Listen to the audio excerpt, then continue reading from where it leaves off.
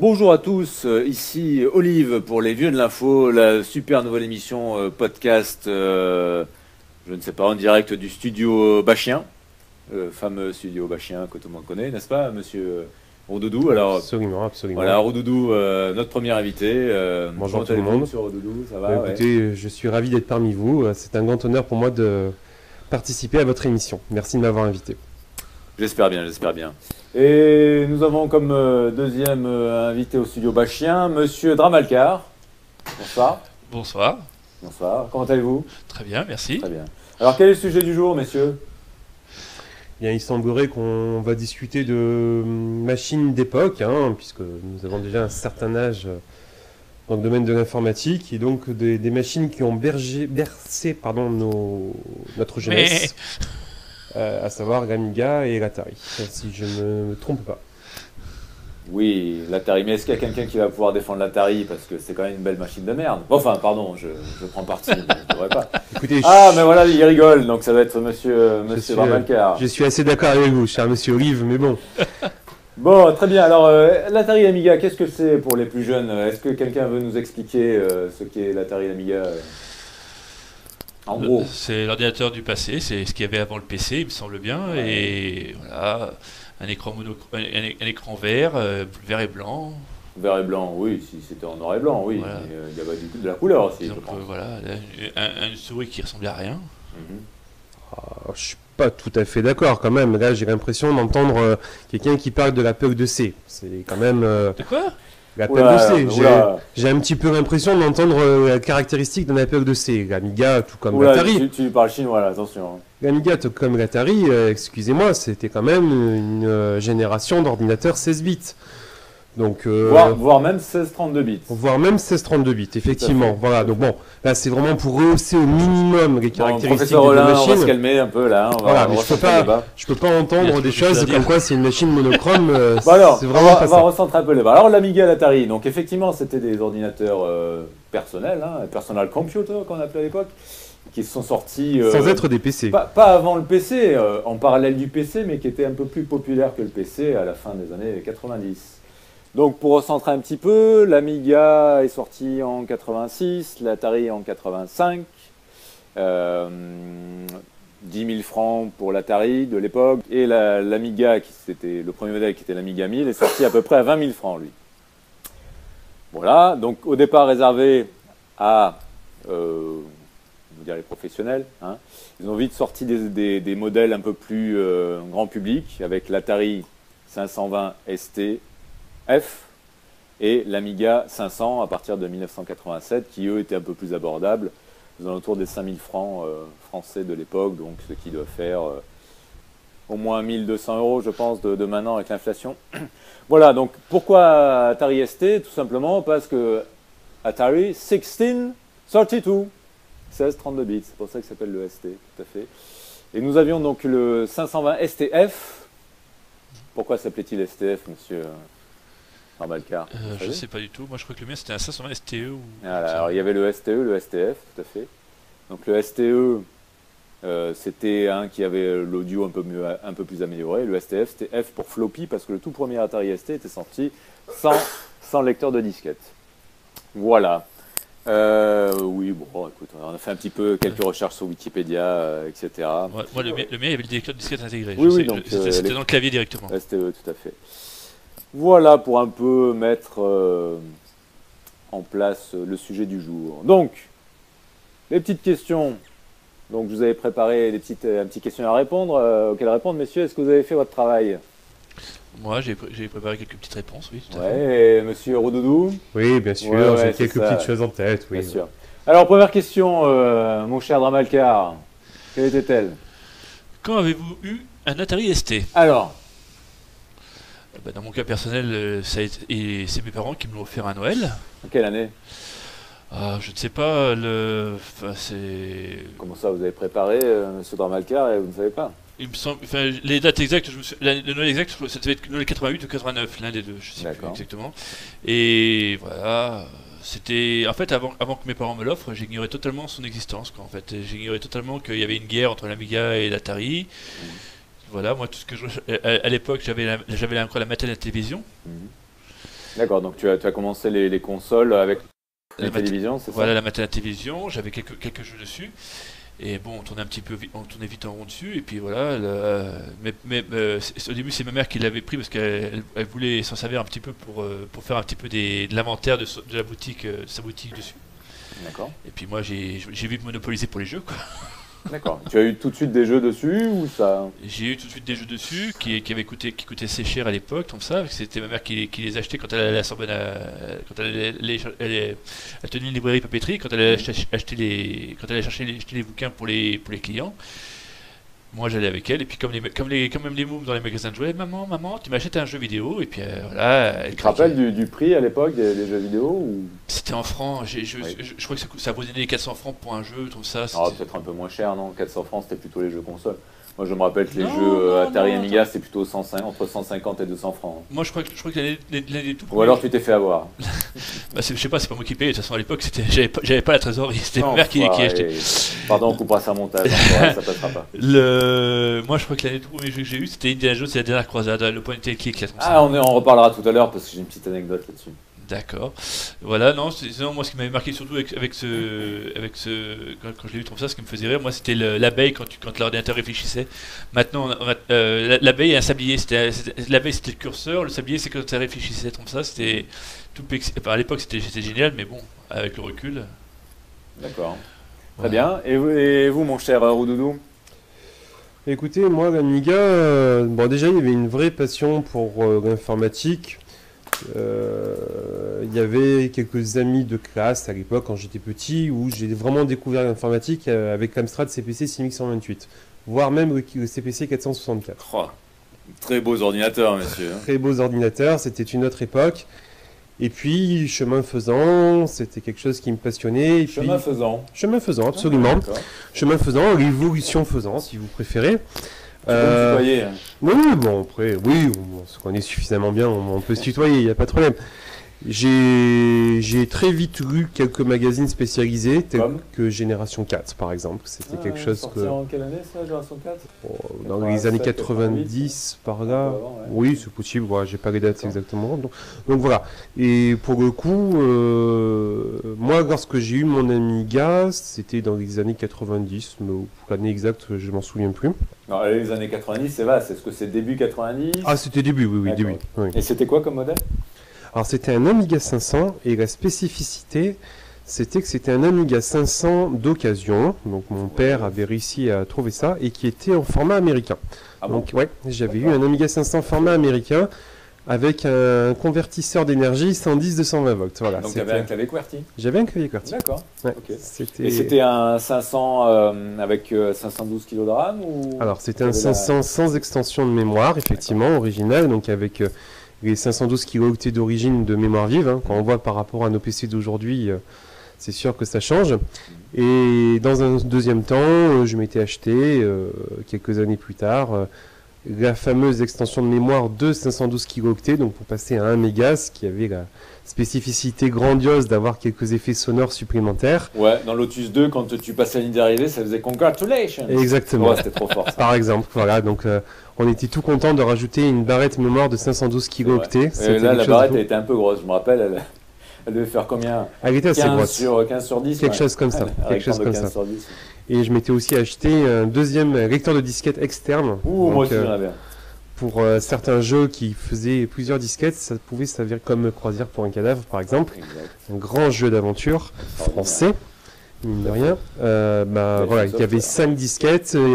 Suivant les endroits où on allait, c'était une enquête policière sur un bateau. Suivant les endroits où on allait, il fallait changer de disquette. Et donc, voilà, le fait d'avoir 2 disquettes en même temps, ça a évité de faire des petites manipulations physiques. D'accord, très bien. Voilà pour mon historique de l'Amiga. Très bien, pour ma part, juste si je puis... Bien sûr. Un mot, hein, nous sommes là pour discuter tout ça. Moi j'ai eu un Amiga 500 en 1990, Noël 90. Et j'avais payé la moitié, l'autre moitié avait été payée par mes parents pour Noël. Voilà, je me rappelle. Et mon frère, cette année-là, avait eu la Mega Drive avec Street of Rage, je crois. Ouais, Street of Rage, c'est possible? La Mega Drive était sortie à la même période? Ouais, un peu avant la Mega Drive, je crois. 89, je crois. Bon, bref, voilà. Donc, moi, j'avais eu l'Amiga et je me rappelle que pendant j'avais dit à ma mère qu'il fallait l'essayer pour voir s'il marchait. Et j'avais rien pour les tester, sauf la démo dans Génération 4, la démo de Terminator 2, une disquette. Et j'avais testé l'Amiga 500 avec la démo de Terminator 2, Génération 4. Voilà. C'est marrant. Ça, c'était pas mal aussi, les magazines avec les démos comme ça. Tout à fait, ouais, on avait quelques magazines avec des démos. Ouais. Là, ce que je vous disais tout à l'heure, c'est que ma mère tenait une librairie papeterie, et moi, la chance que j'avais, c'est que tous les magazines qui parlaient, les magazines spécialisés qui parlaient de ça, j'avais la possibilité de les feuilleter, même ceux qui étaient sous cellophane, parce que je les ouvrais proprement. Vous savez, j'ouvrais juste le haut, je sortais le magazine, la disquette. Oh là là, le filou, le salopio. Je m'installais tous les jeux, je me faisais des copies des disquettes, et tout ce qui était fourni avec les magazines, je l'avais à vie, quoi, après derrière, quoi. Très bien, question suivante, monsieur Dramalcar, qu'est-ce qu'on avait dit? Bon, il y a plus ou moins répondu déjà, c'était pourquoi l'Atari ST. Vous y avez répondu parce qu'apparemment... Ah, oui. Ah bah, pour moi-même, bon, c'était une question de move, on va dire. J'étais avec des camarades qui avaient un certain nombre un Amiga, et puis, vu qu'on pouvait se faire quelques échanges gracieux, j'irais pas forcément plus loin. C'était plus pratique pour moi de me tourner vers l'Amiga. Voilà, c'est une question d'échange amicaux. Moi c'était un peu pareil. C'est-à-dire que j'avais un des meilleurs copains qui avait un Amiga 500. Et bah voilà, quand j'ai vu qu'il y avait possibilité de s'échanger des jeux, hein, voilà, de faire des week-ends d'échange de jeux. Parce qu'à cette époque, l'Internet n'existait pas. Tout à fait. Donc on avait un super logiciel qui s'appelait Xcopy, et qui nous permettait de faire des copies de sauvegarde de jazz. C'est toujours utile, hein, parce que moi, ça m'était arrivé que certaines disquettes pointent au bout d'un certain moment. Donc ça peut être bien de faire des copies de sauvegarde. Donc j'avais demandé à mes parents si je pouvais avoir un Amiga. Donc je sortais de l'Amstrad CPC, personnellement, 464 à disquette, qui mettait 10 minutes à charger un jeu. À cassette. Ah, à cassette, pardon. Oui. Excusez-moi, qui mettait 10 minutes à charger un jeu.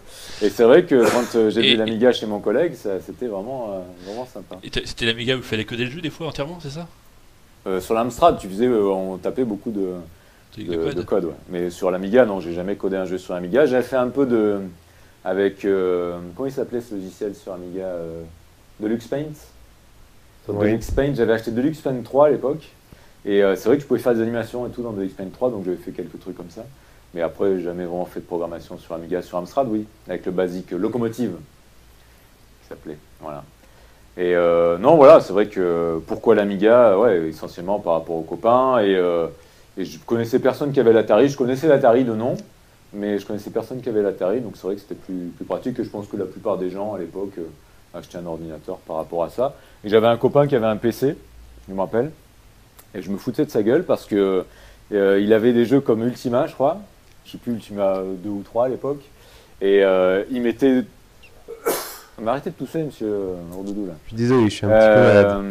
Donc il mettait des fois plus d'une journée à installer le jeu parce qu'il fallait faire la décompression. Il y avait 20 disquettes, il devait décompresser les disquettes. Et sur le disque dur, ça avait été plus d'une journée et je me fichais de sa tronche à chaque fois. Bon, après, je me moquais moins quand le jeu était installé et que c'était 10 fois plus beau que ce que j'avais sur Amstrad CPC. Bon, bref, voilà, c'était un petit détail. Voilà.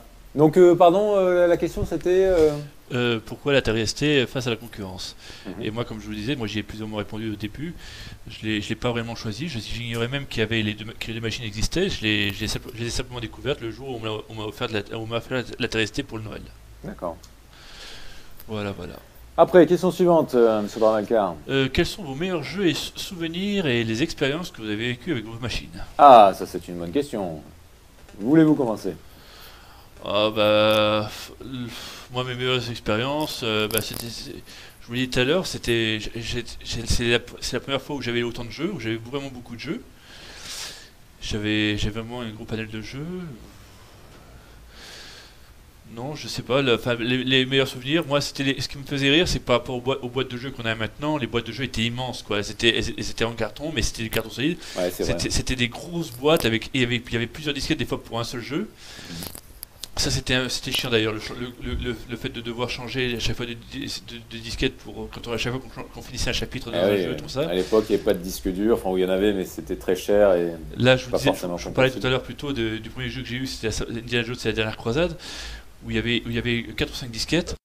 Et à chaque fois qu'on finissait un chapitre, il fallait changer de disquette, ou alors, des fois, tu étais dans une, entre guillemets, une action, parce que c'était un point and click, donc c'était plus ou moins linéaire comme chose. Il fallait faire des actions pour débloquer l'histoire.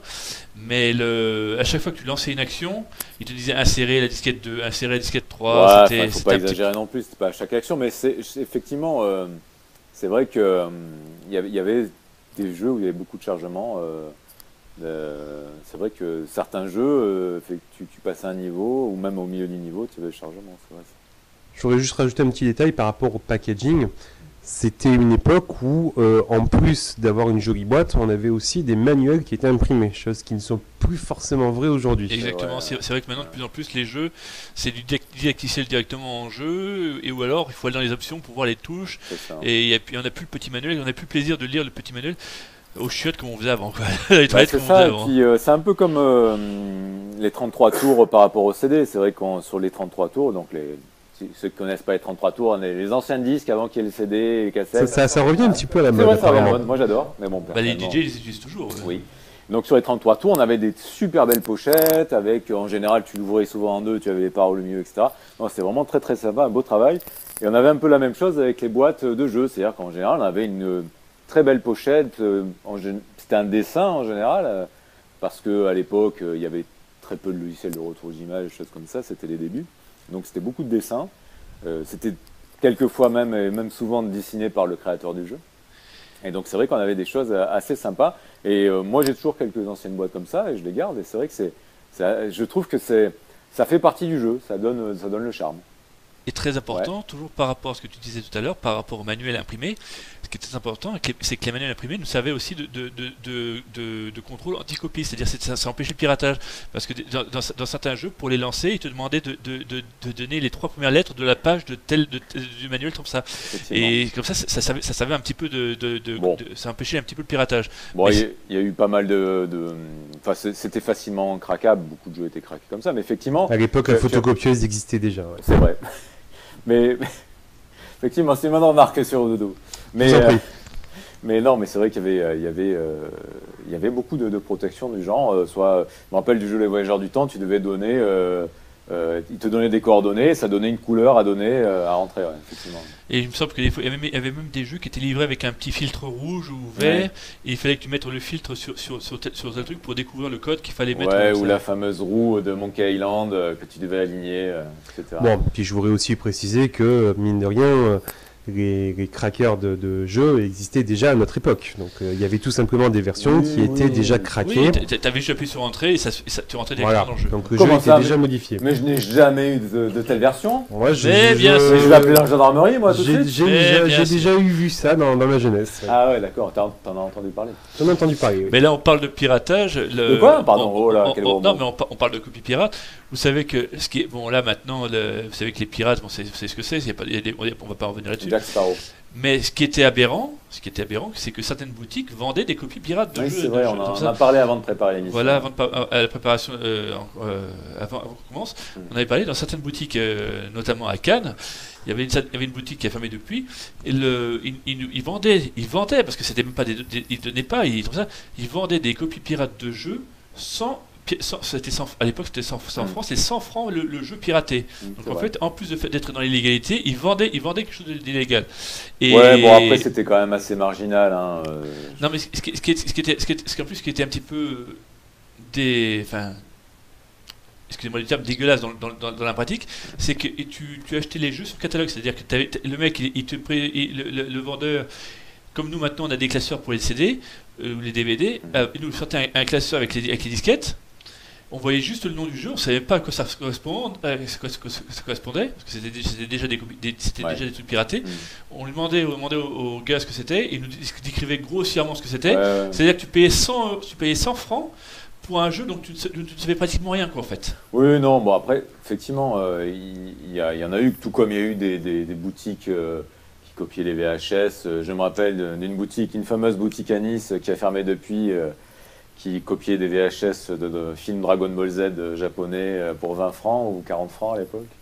Voilà, bon, ça a toujours existé, mais effectivement, cette boutique-là dont tu parles à Cannes, c'était quand même une grande enseigne qui n'existe plus en France, mais c'était une grande enseigne. Et je pense que c'était du fait du vendeur du rayon jeux vidéo et pas forcément du Tu penses que politique. c'était juste localisé à ce mec-là? Parce Ouais, que moi, il me semble que j'avais eu affaire à d'autres personnes différentes quand même. Oui, non, enfin, c'était localisé sur le magasin, je voulais dire, pas, c'était pas la chaîne. À l'époque où j'allais voir pour ces copies-là, moi j'allais à un club de judo à Cannes comme ça, et en fait, mon argent de poche, moi en fait, il passait là-dedans en fait. D'accord. Donc tu contribuais à l'essor du marché de la Ah, copie, mais à l'époque, à l'époque, on savait pas trop ce que c'était. Ouais, Il y avait pas la menace Adopi, enfin la menace au carton Adopi et compagnie. Hein.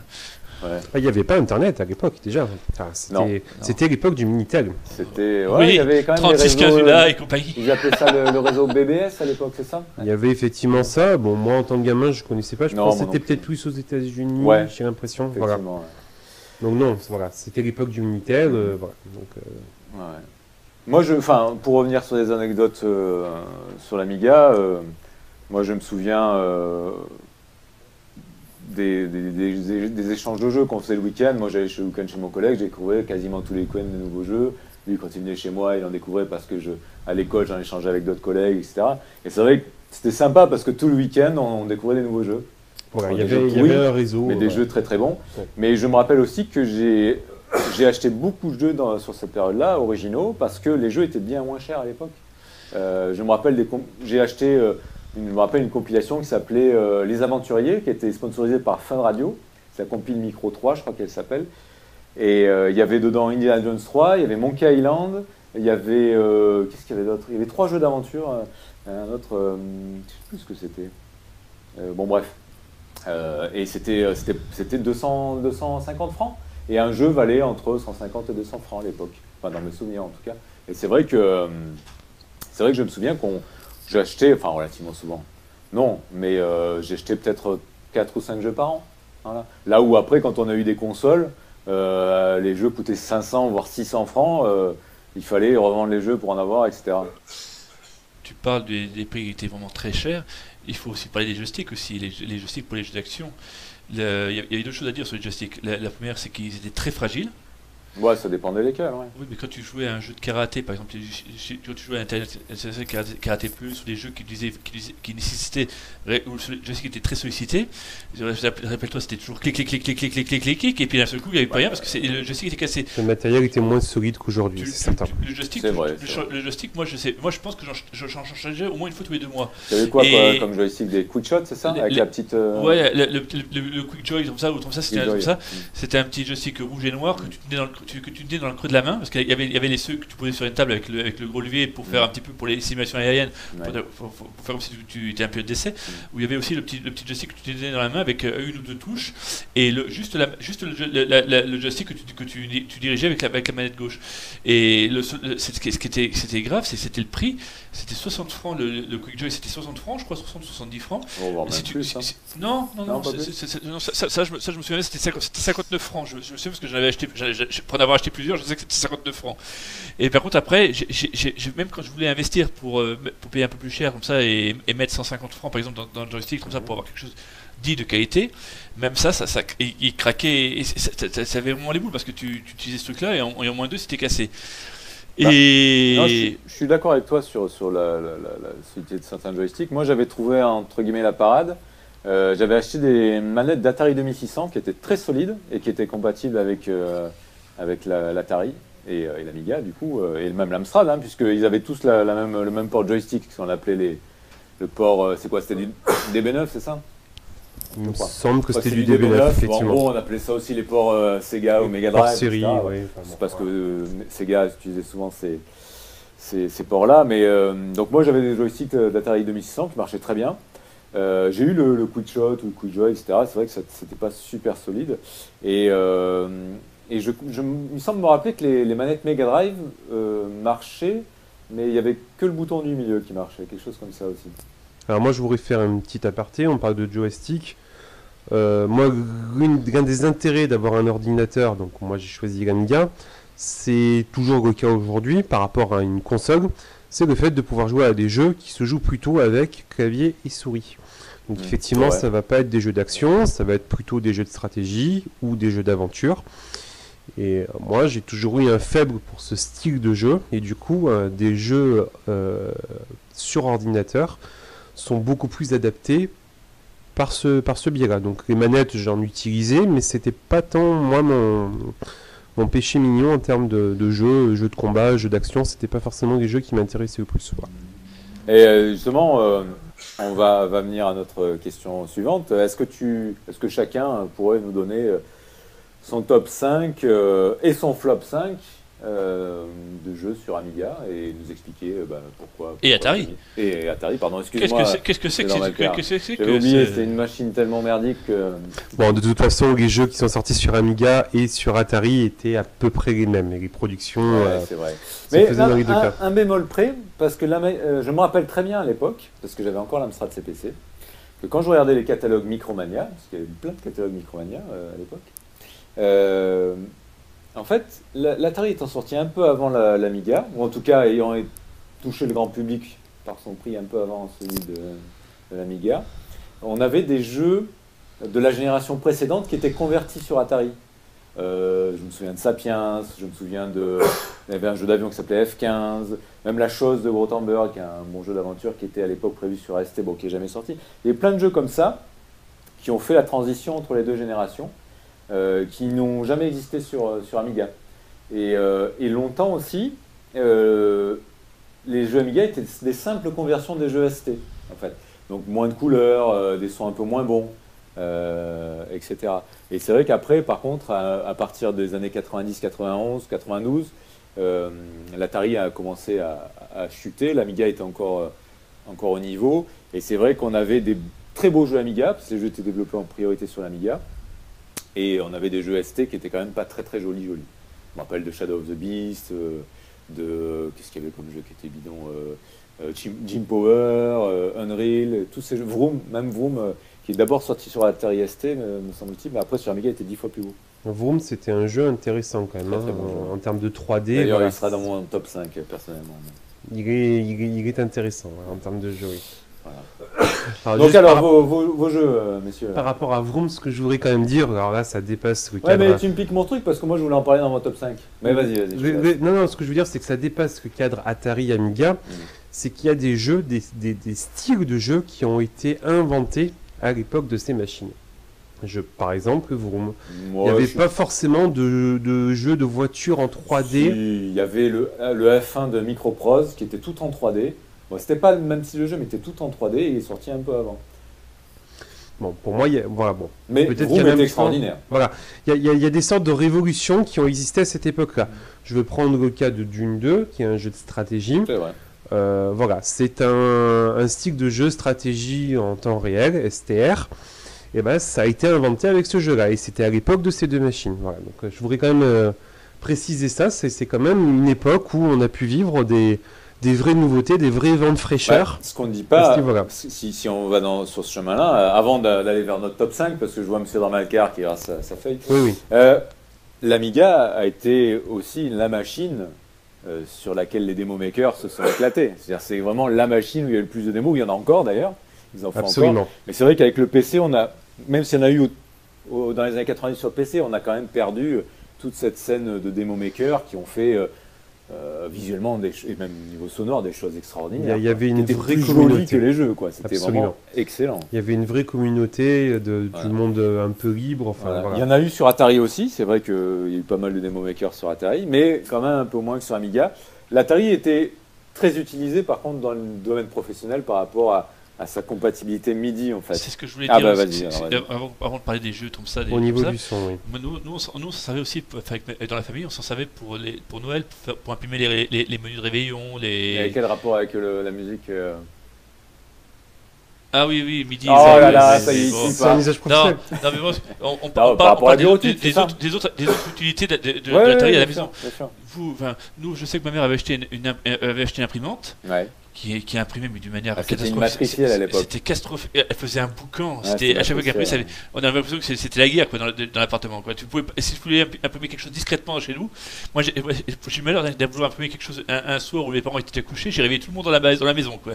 Ah ouais, non, les imprimantes matricielles, c'était sympathique. Ça fait un boucan. Et alors donc nous on faisait des menus, on faisait, et ma mère, comme je vous l'ai dit tout à l'heure, elle s'en servait aussi pour le travail, donc elle imprimait aussi tout ce qui était comptabilité, l'inventaire et compagnie. Après, pour parler des jeux, je reviens sur ce que tu disais tout à l'heure, qu'on utilisait principalement la souris et le clavier pour jouer au jeu. Pour certains types de jeux, oui. 100% raison. Mais il faut se mettre à la situation comme ça. Nous, à l'époque, quand je l'ai eu avec mon frangin, nous, on voulait l'avoir pour les jeux. Donc, on était encore des gamins. Pour nous, les jeux, c'était avec l'Anjoystick, c'était comme ça. Ça dépend. Donc, voilà. Après, dans le top 5, moi j'ai des jeux qui se jouaient très bien avec la souris, qui étaient des jeux d'action, du style Space Harrier, je sais pas si vous connaissez le truc ça. Alors attention, top 5, c'est parti. Alors, un petit jingle, monsieur Roudoulou. Top 5. Trop fort. Alors en 5e position, monsieur Dramalcar. Alors, il y avait, je sais pas quelle position je classe, mais bon, et dans mes 5 jeux préférés, il y avait Space Harrier. C'était un jeu où tu dirigeais un personnage qu'on voyait uniquement de dos, et en fait tu devais tirer sur tout ce qui venait sur toi. En fait, tous les ennemis venaient face à toi, face à l'écran. Toi, tu avais ton personnage qui te tournait le dos, et il avait des roquettes comme ça, il avait des roquettes dans le dos, et en fait tu pouvais le faire voler, le faire descendre, et en fait tu devais éviter des obstacles, tu devais éviter les tirs des ennemis, et tu devais éviter les ennemis en eux-mêmes. Et en fait, à chaque fois, tu avais un boss de fin qui était immense, qui avançait, qui reculait. C'était vraiment sympa. Donc un jeu de Sega qui a été adapté sur Atari, Amiga. Il me semble bien que c'était Sega qui éditait le jeu, effectivement. Après, moi, les éditeurs à l'époque, je m'y intéressais pas plus que ça. Non, sinon après, il y a eu d'autres très bons jeux. Il y a eu Another World aussi qui est sorti Bon. Je voulais le citer dans mon top 5. Merci messieurs, je vais en devoir trouver un autre. Très bon jeu. Non, mais Another World, pour moi, c'était l'un des tout premiers jeux qui avait une vraie cinématique. Alors vous saviez que Another World a été fait à 100% par Eric Chahi. Oui, si. Sauf les musiques, et qu'il a même dessiné la pochette du jeu. C'est fort quand même. Il a fait tout ça dans son garage. Et français, mine de rien. Et il y a même un très bon bouquin sur le sujet que je vous conseille, n'est-ce pas, monsieur Rododo? Merci beaucoup. Et est-ce que c'était pas lui aussi qui a fait le jeu Flashback? Alors non, c'est pas lui qui a fait Flashback. Mais c'était... Alors en fait, ils lui ont... Très grand jeu aussi. Ils lui ont piqué sa technique, je sais plus comment elle s'appelait. Lui, il a inventé une technique d'animation en fait, qui est assez particulière dans Another World, à base de... Comment on peut appeler ça? Un peu comme de la motion capture, quoi, non? Ouais, la motion capture, et puis c'est à base de formes polygonales, de polygones, si tu veux. Donc c'est pour ça que c'est pas très fin au niveau du personnage, mais l'animation est super. Et ils lui ont piqué cette idée-là pour faire Flashback sans lui demander l'autorisation. Lui, s'était barré en fait avant. Et je me suis toujours demandé si Another World était sorti avant ou après Alone in the Dark, parce que Ah, bien avant. C'est 91 Another World. Alone in the Dark, c'est 93 ou 94. Parce que Alone in the Dark, on était déjà passé à la 3D à ce moment-là, mais comment dire, au niveau de l'animation, ça y ressemble beaucoup quand même. Oui, c'est à base de polygones, ouais. Non, sinon après pour continuer dans le top 5, bon, donc il y a Indiana Jones. Indiana Jones, ça c'est mon favori parce que tout ce qui était point and click, comme Indiana Jones et la croisade, Maniac Mansion qui fait partie aussi de mon top 5, c'était des jeux d'aventure qui étaient très sympathiques, très prenants, et voilà, bon, avec ma mère, on avait toujours tendance à tricher. On parlait du Minitel tout à l'heure. Oh, le Minitel rose. Alors je me souviens plus quel 3615 c'était, mais il y avait un 3615 là. Non, mais il y avait un 3615 qui nous donnait les solutions du jeu. Donc en fait, on va peut-être couper au montage. On verra ça. Et le 3615, on payait le Minitel, on payait à la minute, donc ça coûtait une fortune parce qu'il fallait trouver le passage qui t'intéressait pour trouver la solution. Et on trichait comme ça. C'était une super invention française, le Minitel. À l'époque, c'était avant-gardiste. Hein. Après, bon. C'était avant-gardiste, comme nous disait un célèbre président. Je crois qu'avec le Minitel, on pouvait chercher notre baguette de pain, savoir où est-ce qu'elle était. Ah ouais, c'est qui a dit ça? Il me semble que c'est Chirac. Ah, oui. Moi j'ai des pommes. Après dans le top 5 comme ça, à la louche, il y avait Rick Dangerous que j'adorais. Ah, donc, très bon. Qu'est-ce qu'il faisait quand il mourait? Ouais, il le fait bien. C'était excellent, c'était un jeu, tu pouvais mourir autant de fois que tu voulais, et tu revenais. Je mourais autant de fois que je voulais parce que j'avais une copie pirate qui me donnait une vie infinie. Et là, ils nous font tout un flanc sur du Super Meat Boy, les Die and Retry, etc. Mais ça existait déjà à l'époque. Voilà. Rick Dangerous, bel exemple. Et oui, mais Rick Dangerous, c'était marrant. Maintenant, les jeux maintenant, ils se prennent trop au sérieux. Non, après, sinon, il y avait un jeu moi que j'adorais, c'est comme ça que mon frère adorait et que moi aussi, c'est des Barbarian. Ah, lequel alors?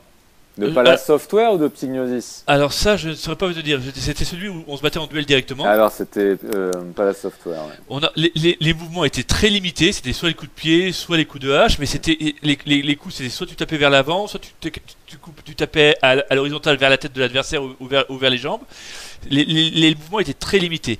Mais par contre, si tu arrivais à guillotiner ton adversaire avec la hache, ce que j'adorais, c'est qu'il y avait un petit gobelin ou un petit lézard, je me souviens plus exactement ce que c'était comme ça, un gobelin, je pense, qui attrapait ton corps par les chevilles ou par le buste et qui tirait ton corps en dehors de l'écran et qui donnait un shoot dans la tête pour nettoyer l'écran. Ça, c'était excellent. Et il y avait un deuxième Barbarian en fait qui lui était plus orienté aventure et qui se jouait à la souris. C'est-à-dire que en fait la souris, tu peux cliquer sur les actions et tu dirigeais ton bonhomme à l'écran, qui était très bien aussi d'ailleurs.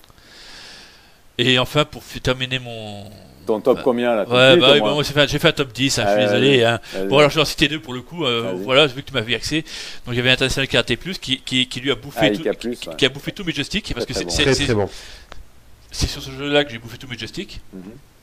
Très vieux jeu aussi. Hein. Ouais, mais très très bon. Et un très vieux jeu qui a été émulé et porté sur différentes consoles à plusieurs reprises, c'est Speedball 2. Ouais, c'était l'un des tout premiers jeux. Alors attention, est-ce que qu'est-ce qu'il y avait sur le replay de Speedball 2 quand tu voyais le replay? La gueule de tes gars défoncés? Non. Qu'est-ce qu'on disait dans la foule? Ice cream. Ah, ça je me souviens pas. Ah, peut-être que sur Atari, il était tellement bidon l'Atari que peut-être qu'il était pas. Non, mais ce qui était intéressant, c'était le côté gestion et le côté bourrin du jeu. C'était un très bon jeu, un peu dans le principe du film Rollerball. Hein, non, mais Rollerball, à l'époque, le film, je l'avais pas encore vu ce film-là. Mais le Speedball 2, c'était vraiment un jeu vraiment excellent. Ah, c'est vrai, je te rejoins là-dessus. J'ai passé des heures et des heures sur le 2. Autant le 1 était sympa, mais pas mal de défauts quand même. Autant le 2 était vraiment génial. Et il a été porté, oui, c'est vrai qu'il est sur le PlayStation Network, il est sur le Xbox Live, etc. en version remasterisée. Ouais, c'est très sympa. Ils en avaient fait une version 3D, je me rappelle à l'époque sur la PlayStation, qui s'appelait Speedball 2000, qui était une merde infâme. La première PlayStation. J'en ai pas le souvenir. Mais c'est vrai que... Peut-être que sur le monde PC, c'est Blood Bowl qui a un petit peu repris un petit peu ça. Ah ouais, c'est vrai, effectivement. Blood Bowl, effectivement. Ouais, on est un peu dans cet esprit-là. Tout à fait. Très bien, merci Monsieur Dornalcar. Pardon d'avoir monopolisé la parole aussi longtemps. Oui. Arrêtez de pousser, s'il vous plaît. Je suis désolé, je suis un petit peu malade. Radio, là. Je sais bien. Bon, écoutez, donc moi, les jeux que j'ai préférés, c'était donc davantage par rapport à ce que j'ai dit, donc plus clavier souris. J'étais moins porté sur l'action, plus sur les jeux d'aventure, où il y avait de vraies pépites. Alors, les jeux d'aventure que j'ai adorés, je vais reciter... tu m'en donnes 5, hein, pas comme... Croisière pour un cadavre. Voilà. Ouais. En qui plus est un jeu français. Ouais, je crois que je vais mettre Croisière pour un cadavre en numéro 1, parce que c'est un grand jeu. Voilà. Et les Voyageurs du Temps aussi. Oh là là, il va me piquer tout mon top 5, c'est pas possible. C'est un jeu que j'ai absolument adoré, les Voyageurs du Temps. Moi j'ai mis en premier de mon top 5. Hein, bon, d'accord. C'était Voyageurs du Temps ou Explora? Non, Voyageurs du Temps. Notamment par rapport aux cinématiques, enfin voilà, il y avait quelque chose. Et le troisième jeu d'aventure que je suis obligé de nommer, c'est la série des Monkey Island 1 et 2. Bon, bah écoute, on a le même top 5. Hein. Bon. Et après, un grand jeu que j'ai adoré, qui est du stratégie tour par tour, et dont le 6e opus est sorti il n'y a pas très longtemps, c'est la série des Civilisations. Voilà, donc ça, pour moi, c'est un jeu sur lequel j'ai passé énormément de temps, et voilà, et ça existe encore aujourd'hui, c'est qu'il y a bien une raison. Voilà, après il y a plein de petits jeux, Turrican, c'est sympathique, voilà, il y a... Voilà, on va dire à peu près. Alors, une petite mention quand même pour Nord et Sud, qui est un vieux jeu. Voilà, et quand on cliquait sur les fesses du photographe, absolument, voilà. Tout à fait. C'est un vieux jeu qui me rappelle des bons souvenirs, donc voilà, une petite mention pour avec infogramme, il me semble. Là encore, au final, beaucoup de jeux français dans tout ce que j'ai nommé. C'est vrai qu'il y avait beaucoup de développeurs français. Alors, pourquoi? Parce que ce sont des ordinateurs qui ont surtout marché en Europe et notamment en France et en Angleterre. Donc c'est vrai qu'il y avait beaucoup de développeurs anglais et français finalement. Oui, voilà. Donc voilà, je pense que je vous en prie, Olive, si vous voulez.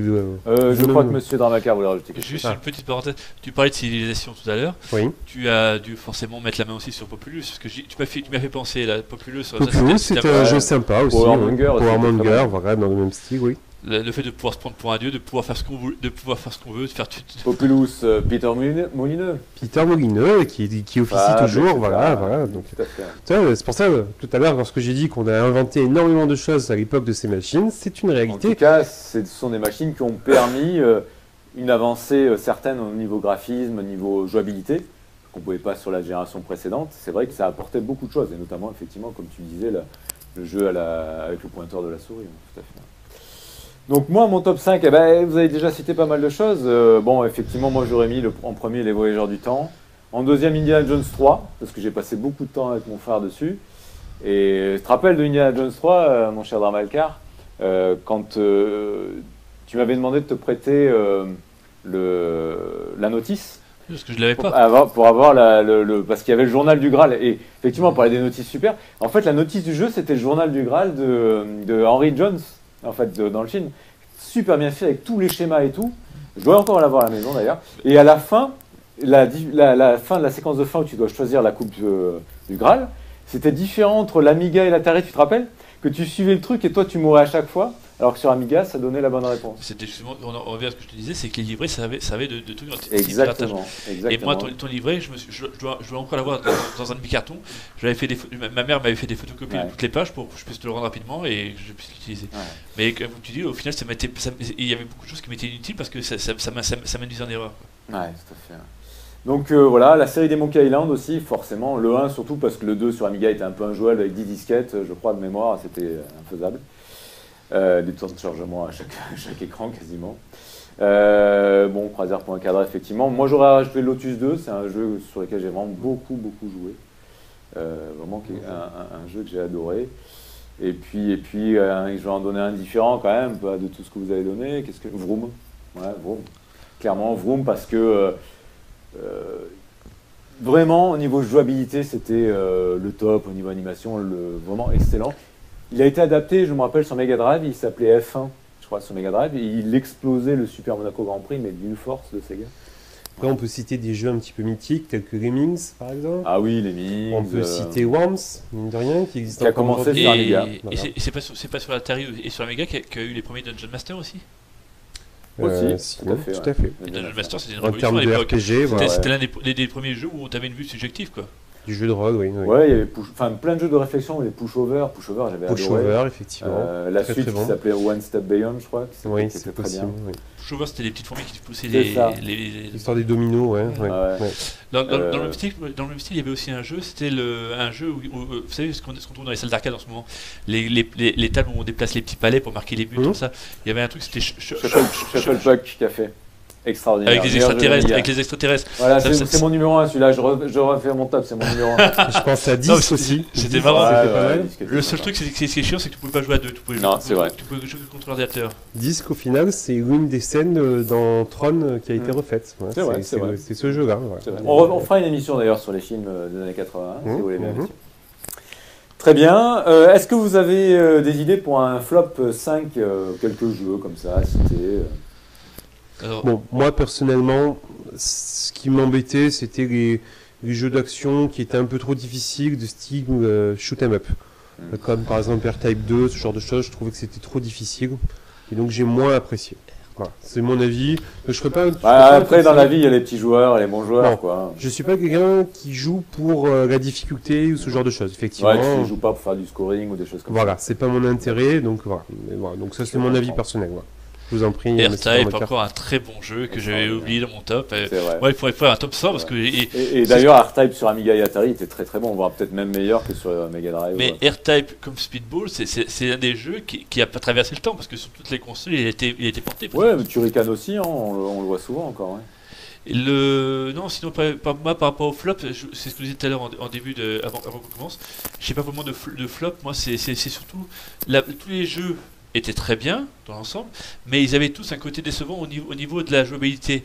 C'est-à-dire que les jeux qui demandaient d'avoir des réflexes pour éviter certaines choses, t'avais pas le temps de réagir correctement, que tu te faisais déjà toucher, et donc si tu trichais pas, entre guillemets, si t'avais pas des copies pirates pour être invulnérable dans ça, t'avais énormément de mal à finir les jeux, quoi. Après, je parle pas des jeux comme Indiana Jones, la Dark Crusade, Maniac Mansion, où c'était du point and click, où tu avançais, quoi qu'il arrive, tu avançais toujours, parce que si tu te trompais, tu recommençais, et t'arrêtais pas d'avancer, donc c'était pas même les voyages du temps ou la croisière pour un cadavre, c'était des jeux où tu avançais malgré tout. Mais les jeux qui te demandaient des réflexes comme ça, t'avais du mal à y jouer, parce que l'ordinateur, et on parlait de Shuffle Pack café comme ça tout à l'heure, ce jeu-là, l'ordinateur, des fois, c'est un bourrin, il te balançait le plat dans la tronche, t'avais même pas le temps de réagir. Après, c'est vrai que les jeux, en général, étaient plus durs à l'époque, plus d'ailleurs sur ordinateur, ils étaient plus durs sur ordinateur que sur console.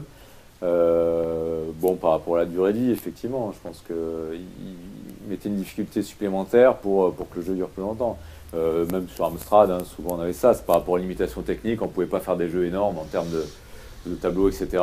Donc c'est vrai que la difficulté était un peu plus relevée. En termes de difficulté, ce que je voudrais noter, c'est que ça s'adressait peut-être plus à des hardcore gamers au final, parce qu'à l'époque, au final, ça s'adressait à nous, gamins, qui avions l'habitude. Et aujourd'hui, la difficulté s'est un petit peu rabaissée pour être plus grand public. C'est vrai, donc je pense qu'il y a cet aspect-là aussi. Très bien. Bon, alors moi, je vais donner quelques flops. J'ai peut-être pas 5. Non, mais il y a un truc qui vient de me revenir. Un jeu à rajouter dans mon top 48. C'est Stunt Car Racer. Très très bon jeu. Vous vous rappelez, tu l'avais sur Atari? Oui, c'était un espèce de jeu où tu voyais le moteur, et si tu appuyais trop sur l'accélérateur, tu faisais cramer le moteur, c'est ça le truc? C'est ça, en 3D, un des premiers jeux en 3D, etc. Même Robocop 3 était très bon à l'époque. Robocode était très bon. Robocode aussi, James Bond. C'était très sympa. Alors moi, en flop, je me rappelle d'un jeu que j'avais acheté dans une compilation qui s'appelait Movie Star, où dedans il y avait des très bons jeux, mais il y avait aussi une grosse merde qui s'appelait Moonwalker. Donc le jeu Michael Jackson. Autant il était extraordinaire sur Mega Drive, ce jeu, autant sur Amiga c'était une grosse merde parce que ça n'avait rien à voir. C'était une sorte de Pac-Man où tu voyais Michael Jackson de dessus dans un labyrinthe, tu devais ramener des disques. C'était bidon. Et j'avais été dégoûté d'avoir... Alors c'était dans une compile, heureusement qu'il n'y avait pas que ce jeu-là, mais c'était vraiment bidon. J'avais été très très déçu par Street Fighter 2. Ils avaient adapté Street Fighter 2 sur Amiga. Et graphiquement, c'était très joli, voire même plus joli que la version Mega Drive, par exemple. Mais alors l'animation, c'était nul. Et en plus, il fallait obligatoirement jouer au clavier, puisqu'il n'y avait pas sur Amiga, les manettes n'avaient qu'un seul bouton, voire deux au maximum, quoi. Voilà. Qu'est-ce que j'avais d'autre qui me revient à l'esprit un autre jeu de combat qui s'appelait Dangerous Street, que j'avais acheté dans une compilation où il y avait Body Blows qui était très bien, et Dangerous Street était vraiment bidon. Voilà, après en gros, c'est à peu près de tête. Il y avait un jeu qui s'appelait Freddy Quest, mais bon, ça c'était un jeu anecdotique. Un collègue m'avait donné en disant ouais, tu vas voir, ça va être un super jeu et tout. Et en fait, c'était un jeu tout pourri, un truc du domaine public, je pense, tout pourri. Et bon, ça c'est une private joke, comme on dit. Oui, monsieur Darmacar. Moi, mon top 5 il est explosé depuis le temps. Hein, moi, c'est un top infini, on va dire ça comme ça pour moi. Mais tu viens de me faire penser à un jeu aussi que j'avais, auquel je jouais en boucle avec mon frangin, c'était Double Dragon. Ah, Double Dragon, très bon. Très grand classique, oui. Ah, il y avait un jeu que je viens de me rappeler, auquel tu m'avais fait jouer chez toi, c'était Twin World. Très sympa celui-là. Exact.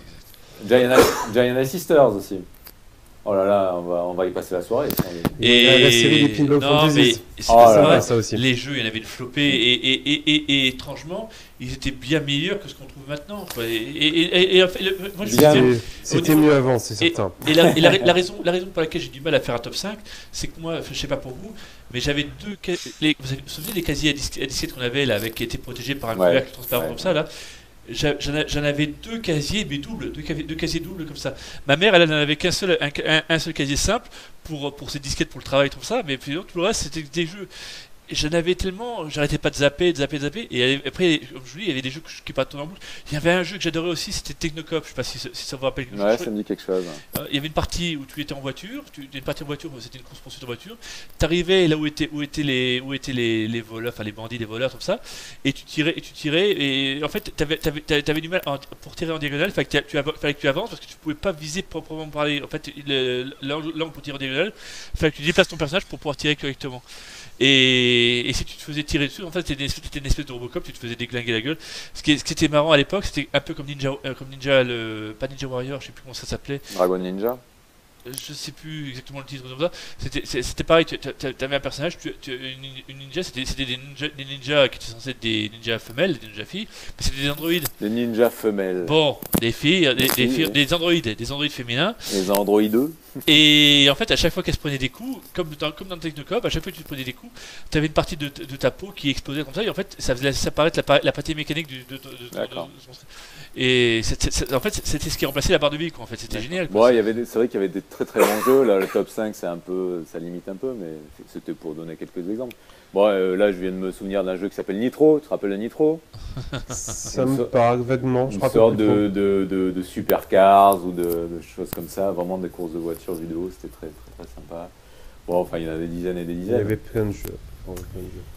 Et bon, très bien. Question suivante. Alors, la dernière question de notre petite séquence. Pourquoi ça s'est arrêté? Pourquoi vous êtes passé à autre chose? Voilà, quand êtes-vous passé à autre chose et pourquoi? Voilà, pourquoi ça s'est arrêté? Alors, évolution naturelle, je répondrai. Pas pourquoi ça s'est arrêté, c'est pourquoi est-ce que vous devez passer à autre chose. En fin de compte, qu'est-ce qui a fait la force de ces machines? Aussi bien Amiga qu'Atari, c'est que les éditeurs ont sorti énormément de jeux là-dessus. C'était la plateforme de référence d'informatique à l'époque, avec les pendants consoles, à savoir la Super Nintendo et la Mega Drive à l'époque. Voilà. Et l'évolution a fait que c'est le PC par la suite qui est monté en puissance. Et les éditeurs ont fait des jeux sur PC.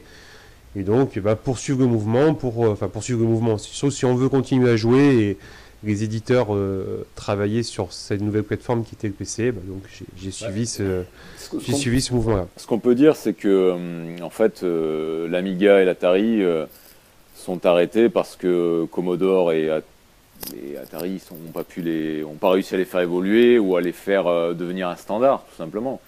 Je pense que si ça avait pu être un standard partagé entre plusieurs constructeurs, peut-être que ça aurait continué. Après, il faut dire aussi que les choix techniques étaient assez discutables. Hein.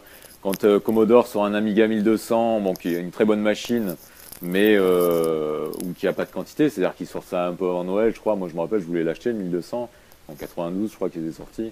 Il n'y avait pas de stock. C'était vendu pas très très cher pour l'époque, c'était 3000 francs. Il n'y avait pas de stock. Malgré tout, ils te sortent un Amiga 1200 et les éditeurs se contentent de faire des portages de jeux Amiga 500, des choses comme ça. Donc c'est vrai que les gens n'avaient pas d'intérêt à changer leur Amiga 500 en 1200. En plus, les quantités n'étaient pas là. Atari, je crois que c'était le Falcon, ils avaient sorti après l'Atari ST, quelque chose comme ça, mais c'est pareil, qui était plus orienté professionnel et pas jeu.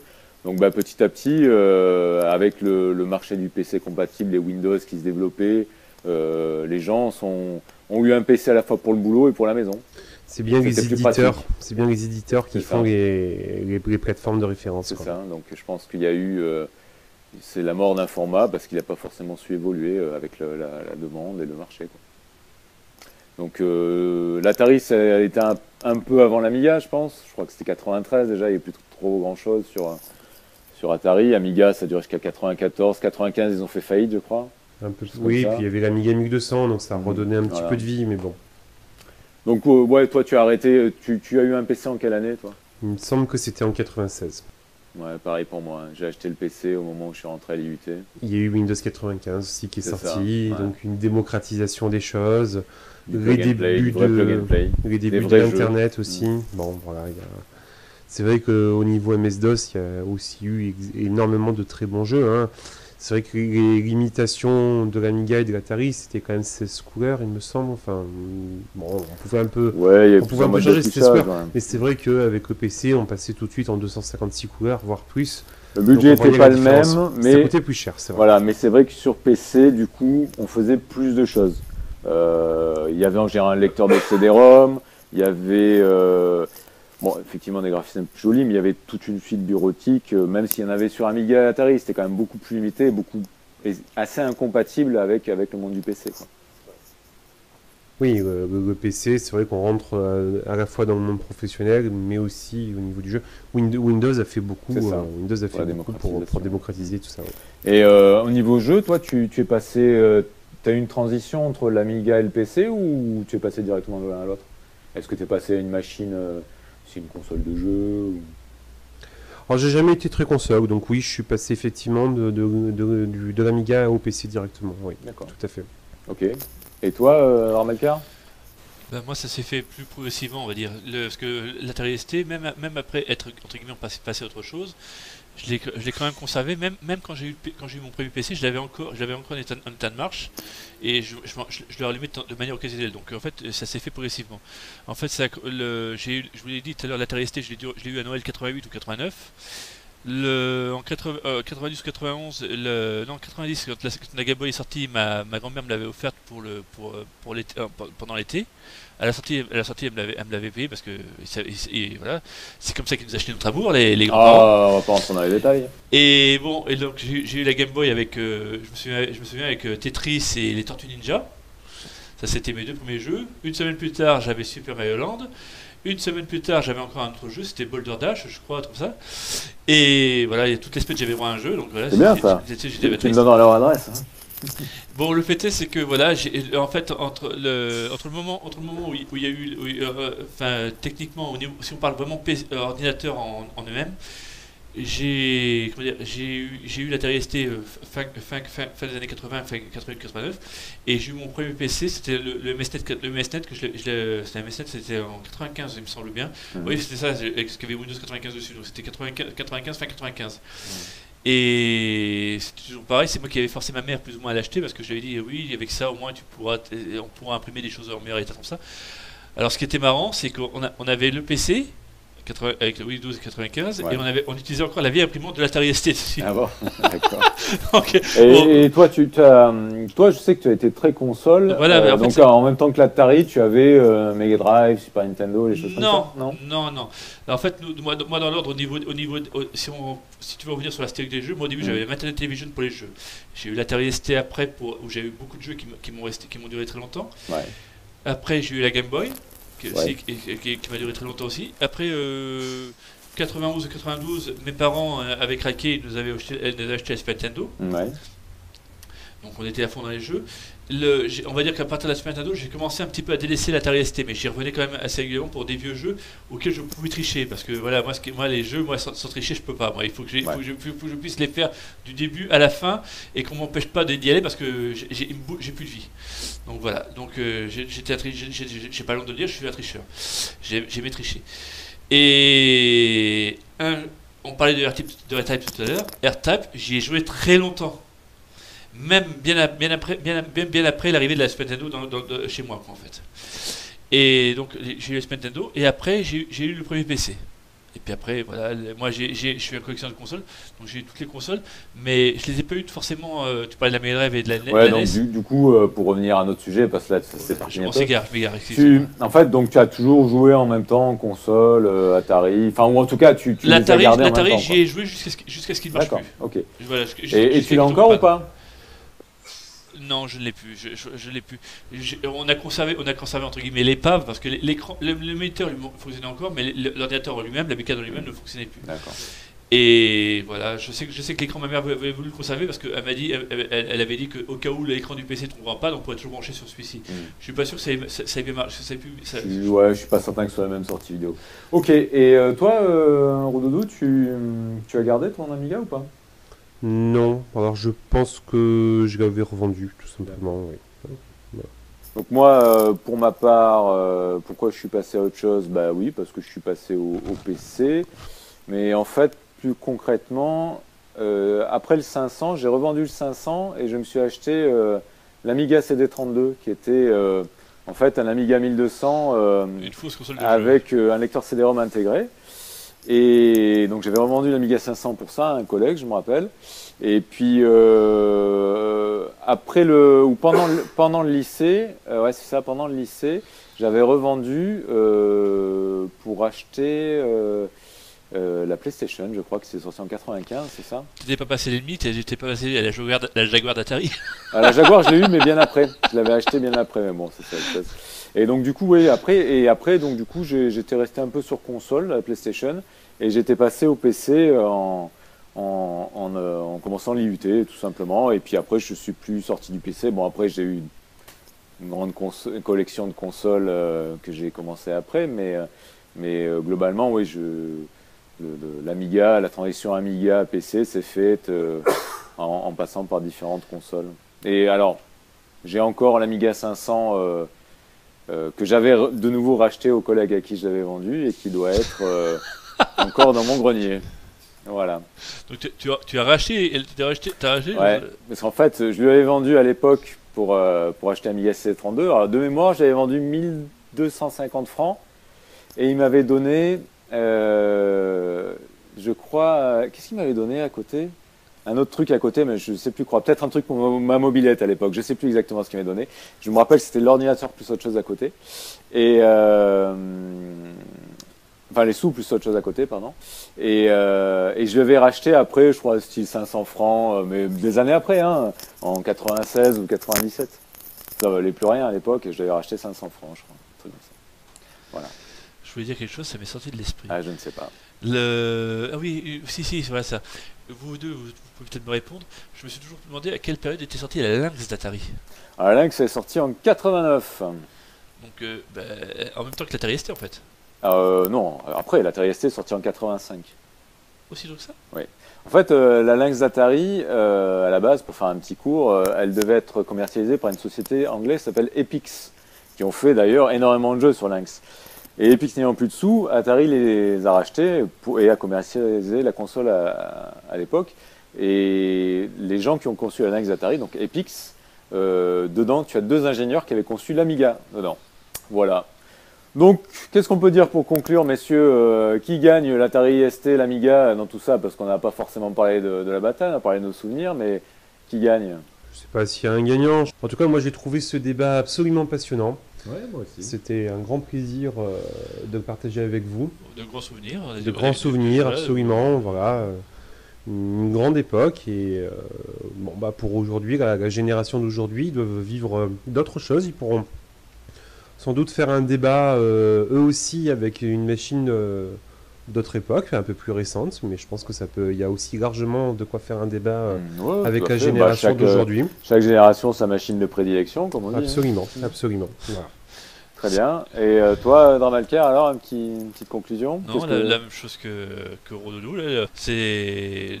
Non, moi je suis content d'avoir pu reparler un petit peu de tout ça. Ça m'a fait remonter pas mal de souvenirs comme ça, des trucs sympathiques et voilà.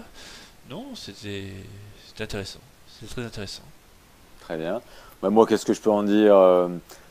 Gagnant ou perdant, il n'y a pas forcément eu parce que chacun, c'était effectivement beaucoup les mêmes jeux, etc. Bon, c'est vrai que l'Amiga technologiquement était un peu supérieur à l'Atari. L'Atari a plus été utilisé de manière professionnelle, on parlait tout à l'heure avec le son MIDI, etc. Beaucoup de musiciens l'ont utilisé encore très tard. Oui, bien que sur l'Amiga, il y avait le monde de l'édition vidéo, oui, était quand même se défendait aussi. Les Genlock et des choses comme ça. Ah, bon. Mais voilà, moi ce que je voudrais dire, c'est historique. Je pense qu'il y a plus de fans d'Amiga que d'Atari en France. Ce qui n'est pas forcément le cas dans d'autres pays. Apparemment, il paraît qu'en Italie, beaucoup plus d'Atari ST, etc. Et que bon, on a tous passé des bons moments avec, et c'est l'essentiel. Et j'incite beaucoup de monde à aller revoir tous ces vieux jeux qui sont facilement émulables sur PC, ou via un Raspberry Pi, si vous voulez. La suite Apiga, regardez, cherchez Apiga, H-A-2-P-I-G-A. Sur internet, vous allez voir, c'est assez sympa. Avec un petit ordinateur à 30 €, vous pouvez faire un bon émulateur. Donc là, c'est le monde de l'abandonware. Donc, rechercher l'abandonware. Voilà. Donc c'est plutôt sympa. Voilà. Un petit rajout. Oui, juste ce que tout à l'heure, en fait, quand tu m'as donné la parole, j'ai pas bien saisi. En fait, j'avais complètement zappé la question.